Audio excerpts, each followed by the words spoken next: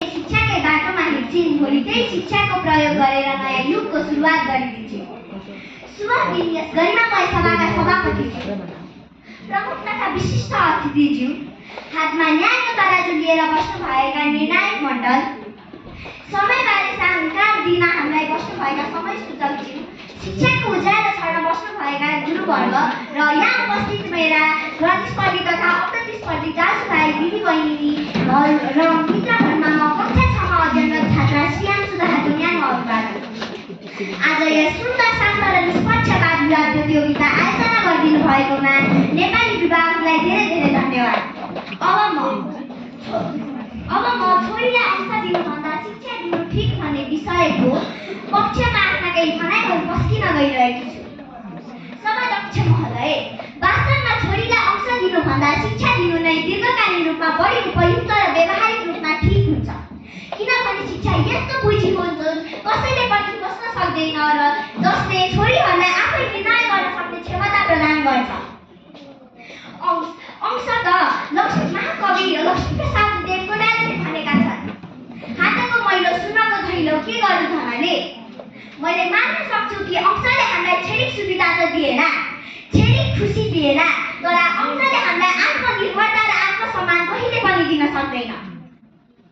जहाँ नारी शिक्षित भएपछि आफ्नो छोरीलाई शिक्षित आफ्नो परिवारलाई शिक्षित बनाउन खोज्छिन्, त्यही नारीको हक हामीले यदि खोज्छौँ भने के होला त हाम्रो देशको भविष्य। मेरो पूर्ववक्ता मित्रले भन्नुभयो कि अंशले हाम्रो देश अगाडि लान्छ र शिक्षाले त हाम्रो देश पछाडि लान्छ, तर म यस भनाइमा सहमत छुइन। यदि अंशले हाम्रो देशलाई अगाडि लगेको भए अहिलेसम्म हाम्रो देश त अगाडि नै पुगिसक्नु पर्थ्यो होइन। अब म एउटा कुरा पनि भन्न चाहन्छु कि जहाँ बाहिरका देशका मानिसहरूले आफ्ना छोराछोरी दुवैजनालाई शिक्षाको बाटोमा लगेर आफ्नो देश पनि विकसित गरिरहेका छन्, तर हामी नेपाली नागरिक हामी त अंशको पछि लागेर आफ्नो देशलाई झन् पिछाडिरहेका छौँ। जहाँ अरू देश यस्तो विकसित हुन्छ, हाम्रो देश गरिब हुनुको कारण यही नै हो।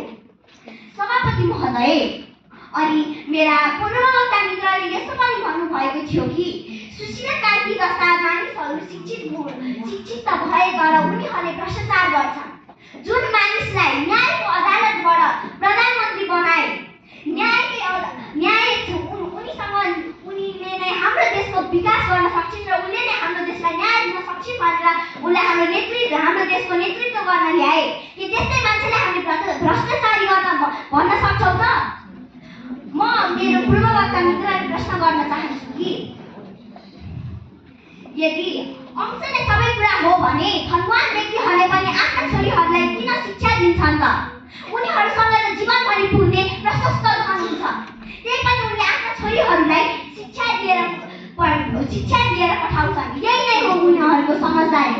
र अन्तिममा म भन्न चाहन्छु कि अंशले नै निम्त्याउँछ काट अनि मार, अंशले नै निम्त्याउँछ काट अनि मार, शिक्षा नै हो हाम्रो भविष्यको आधार भन्दै आफ्ना दुई शब्द यही टुङ्ग्याउन चाहन्छु।